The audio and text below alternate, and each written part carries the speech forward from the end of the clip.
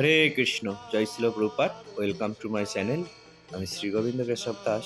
আজকে আপনাদের সামনে নিয়ে এসেছি রেস্টুরেন্ট স্টাইল। বাড়িতেও আপনারা বানিয়ে নিতে পারবেন পকোড়া এইভাবে। তো প্রথমে আমাদেরকে দিতে হবে তার জন্য সরু সরু করে কেটে রাখা বাঁধাকপি, ক্যাপসিকাম, গাজর, এবং তার মধ্যে প্রথমেই দিতে হবে কর্নফ্লাওয়ার, তারপর পরিমাণ মতো বেসন, হলুদ গুঁড়ো, লঙ্কা গুঁড়ো, জিরে গুঁড়ো, ধনে গুঁড়ো, সাম্বার মশলা। এখানে আমি এভারেস্টের সাম্বার মশলা ইউজ করেছি। আর কিছুটা পরিমাণ গোটা জিরে, কালা জিরে, আর এখানে আমি দিয়ে দিচ্ছি এভারেস্টের হিংগুড়ি।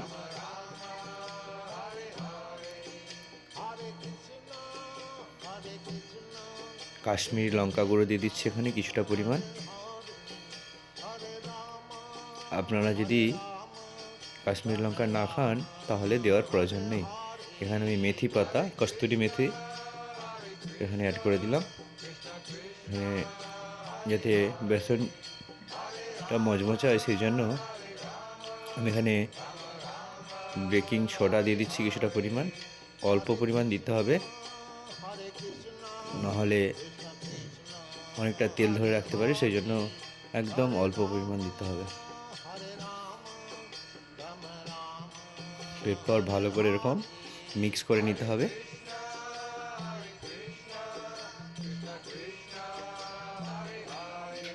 তো এখানে আমি পরিমাণ মতো লবণ অ্যাড করে দিচ্ছি। আপনারা আপনাদের পরিমাণ মতো এখানে লবণ অ্যাড করবেন। তারপর আমি এখানে গ্রেড করে নিচ্ছি আদা।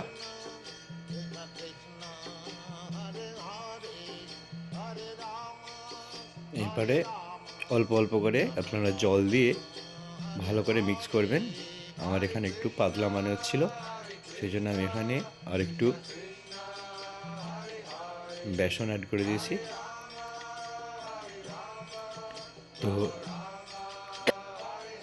তো ভালো করে এইভাবে মিক্স করতে হবে। তো সময় নিয়ে ধৈর্য সহকারে মিক্স করে কিছুটা সময় রেখে দিয়েছি আমি এখানে। তারপরে আপনারা কড়াইটি গরম করে নেবেন। আমি এখানে কড়াইটি গরম করে নিয়েছি। গরম করার পর তেল দিয়ে ভালো করে দেখে নিচ্ছি তেলটি গরম করে তেলটি তেতেছে কিনা, সেই জন্য আমি এখানে সামান্য বেসন দিয়ে দিয়েছিলাম। যখন দেখবেন আপনারা এইভাবে বেসনটি ভেসে উঠেছে তখন ভাববেন তেলটি গরম হয়ে গেছে। তারপর আপনারা সুন্দরভাবে এইভাবে গরম তেলের মধ্যে পকোড়াগুলো ছেড়ে দেবেন। আর কিছুটা পরিমাণ রাখবেন সময় ধরে, কারণ নাহলে ঘেটে যেতে পারে, সেই জন্য নিচটা একটু ভালো করে ভাজা হবে, তারপরে আপনারা উল্টোবেন। এরকম ভাজা হয়ে গেছে, আমি এখানে উল্টে দিয়েছি। তারপরে একটু হালকা করে চেপে দেবেন যদি মোটা মোটা মনে হয়। তো আপনারা আমার চ্যানেলে যারা নতুন রয়েছেন এবং নতুন দেখছেন তারা অবশ্যই আমার চ্যানেলটি সাবস্ক্রাইব করবেন এবং পাশে থাকা বেল আইকনটি বাজিয়ে দেবেন। পরবর্তী ভিডিও আপনার ইউটিউবে আপনার সামনে উপস্থিত হবে। তো এইভাবে সুন্দরভাবে ভেজে নিতে হবে।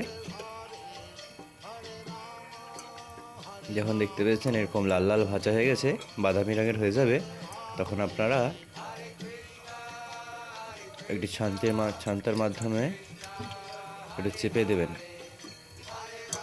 তো হয়ে গেলে আপনারা এইভাবে তুলে নেবেন। আমি এখানে দেখতে পেয়েছি প্রায় কমপ্লিট হয়ে গেছে। এখানে ভালো করে আমি তেলটাকে ঝরিয়ে নিচ্ছি এবং একটা পাত্রটিতে আমি সুন্দরভাবে সাজিয়ে নিয়েছি ভগবানের জন্য। এখানে ভগবানের ভোগ রেডি। আমরা যা কিছু গ্রহণ করবো সেটা ভগবানকে দিয়েই গ্রহণ করব, যেন ভগবানকে দেব তুলসী পত্র দ্বারাই।